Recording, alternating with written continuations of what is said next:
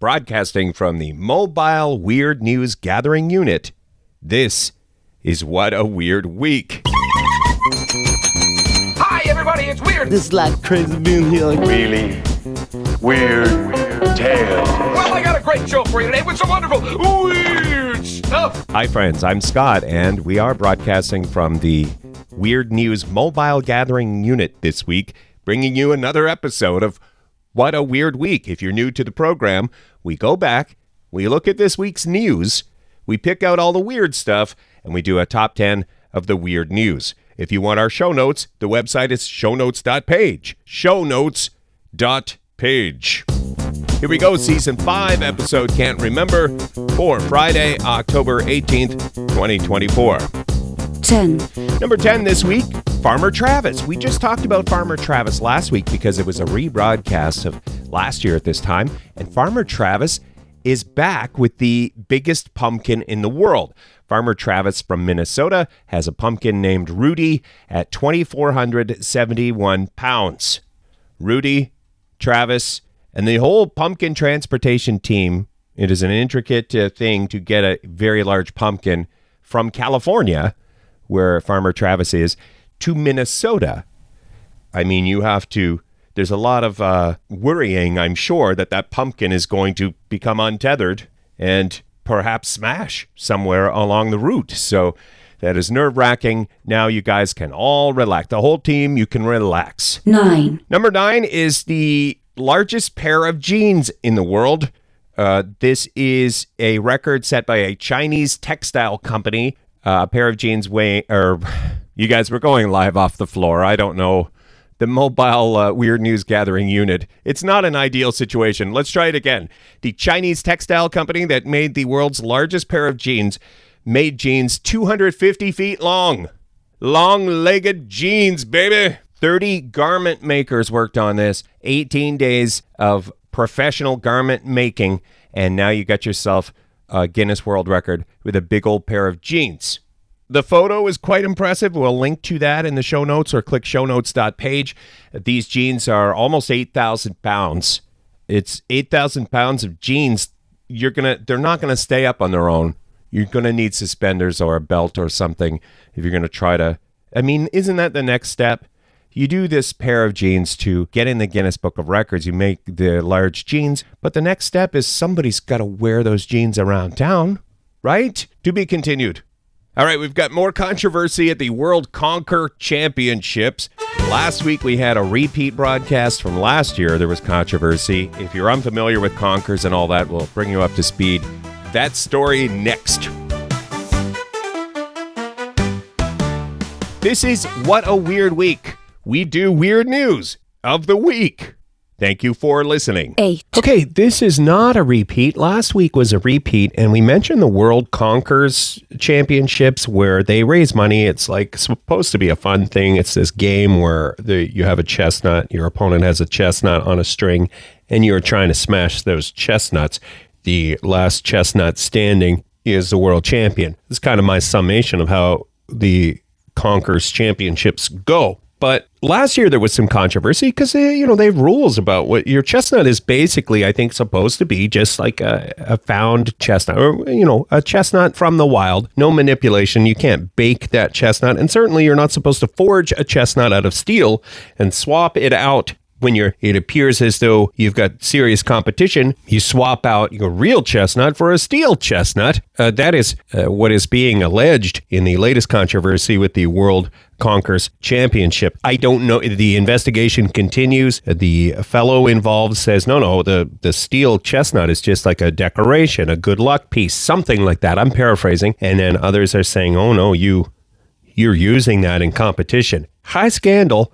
In the world of chestnut smashing. We put a link in the show notes if you want to check that out. 7. Number 7, we have a wonderful story about someone trying to make the world a better place, and they weren't able to climb Mount Everest, to actually get to Mount Everest, so they climbed the stairs in their house to the equivalent height of Mount Everest, 29,031 feet, 5.5 inches. And this fellow, Sean, in Las Vegas, did it. Couple of things. It was under 23 hours. You're climbing the stairs in your house to the equivalent of Mount Everest without touching a banister. while you're on the stairs, you can't count on the banister, the railing, whatever. You have to really get in the mindset of climbing Mount Everest. And all this was done to raise money for charity. So I'll link to the video, but also I'll link to the charity if you would like to help out. Sean did this to raise money for the American Foundation for Suicide Prevention.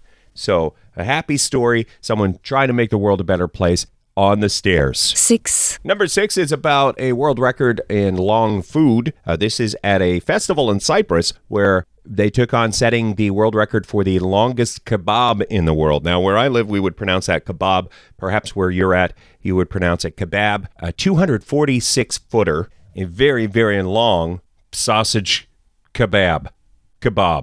Now, I'm saying it both ways. It raised money for charity. It took 30 people to lift the kebab, but only one person to eat it. That was the rule. Only one person could eat the entire 246-footer. Just delicious, delicious meat. And that person is still eating, you guys. No, I'm just kidding about all that part, but it did take 30 people to lift it, a 246-foot kebab. If you want to see the video of them putting this thing together and the pride in the faces as they measure, we will link to that in the show notes or click shownotes.page. 5. Number 5 is the mysterious doorway that was discovered in the ice of Antarctica and made headlines this week because the New York Post did a story about it. This was discovered on Google Maps, East Antarctica, and we'll link to the actual coordinates if you want to look that up on Google Maps sometime. It looks like a door or a rectangle, some sort of depression into the snow, perhaps into the side of a mountain or a rocky terrain with lots of snow. Anyway, you could convince yourself that's a door, right? And some people were like, it's a door, yes, but it's just a door from an airplane or something that flew off some sort of aircraft and landed there. Or perhaps it's a door to, the secret alien bases. There's a number of different conspiracy theories, but the New York Post, God bless them, they did go to an expert, an actual professor of glaciology. Write that down. That is something I didn't know you could be a professor of, and that is a new squad goal, you guys. Professor of glaciology. It's just a form of ice, of sea ice, and that is the shape it took, that according to the expert. If you want to have a look and do a deeper dive into this, perhaps you are conspiracy-minded. Let's not go too far down that rabbit hole, you guys. But if you want to have some fun with this weird doorway in the Antarctic ice, we will put a link and some photos and stuff. Click shownotes.page. Hang on, we have a cure for your hangover. Perhaps somebody you know. Maybe it's not you. Maybe you're hungover right now and I should talk more quietly. Anyway, a cure for hangovers made headlines this week. We'll get into that next.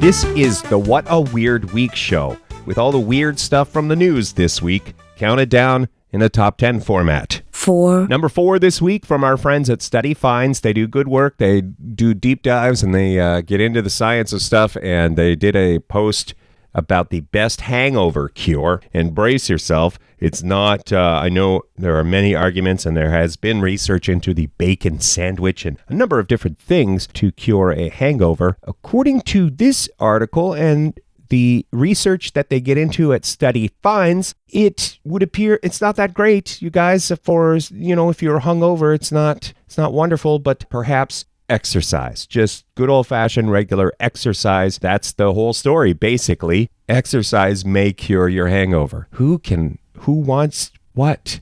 I don't know. You're already facing a hangover, and then someone's like, you really want to feel better?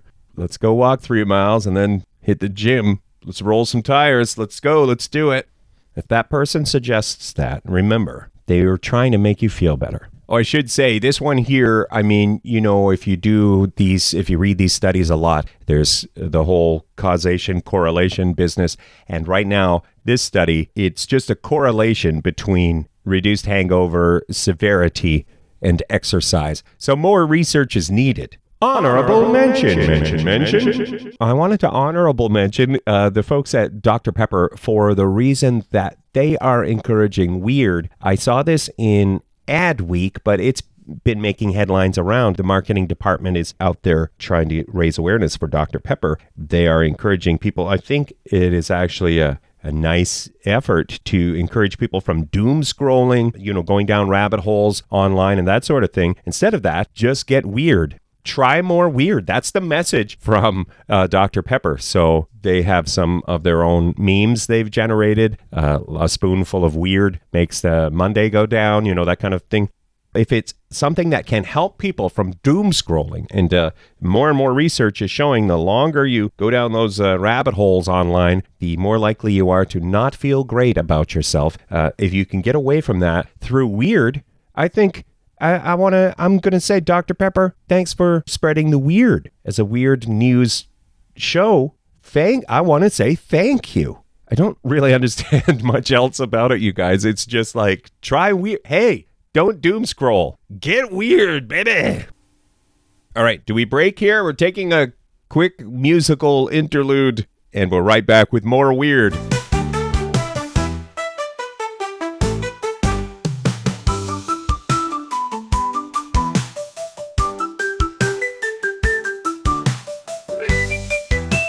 This is What a Weird Week. We do weird news. 3. All right, this one is a weird one. It's from the Unilad website, and it's about somebody who looks out their airplane window and they see these weird lights under the clouds. So obviously aliens, right? Therefore aliens. And then the article gets into what it might have been. We link to the photos and the theories. So somebody, eventually it was aliens. And then somebody was like, no, it's a cruise ship having fireworks. And then a few other theories like that. And then they talked to a meteorologist, and there were weird lights captured before in a similar situation. And that time, you know what it was? LED lights from fishing boats. So we may have a mystery. The investigation continues, but many people are satisfied with that. Mystery solved, perhaps. More if you click shownotes.page. 2. This one's weird, you guys. I think I would say this qualifies as weird. From Metro UK, the headline is King Charles flew a prototype UFO over Canada in 1975. The east coast of Canada, Nova Scotia, Canada, North America, planet Earth, in 1975 had the opportunity to, now this is all alleged, and it is a UFO researcher or a documentarian who is, according to the article, the documentarian is exploring the British royal family's ties with aliens. And so from that, the Metro UK folks wrote up a story that this director of this film alleges that King Charles once did fly a UFO. Charles was nearby in Nova Scotia, serving as a helicopter pilot, and got the call for a secret mission, Project Serpico. Now, it wasn't believed this was an alien craft, just an unexplained flying object, a weird it was a WFO maybe. The machine was perhaps made by human beings, but was weird. I will also link to another story the Mirror has about a huge alien announcement that is imminent, and they quote a professor. Apparently there is, according to this article, there is some sort of competition about who can publish the information and get it to the public quicker. Let's all try not to panic, but it is an interesting read. Okay, we're going live off the floor. Where are we here? Musical interlude? All right, musical interlude, and then more weird.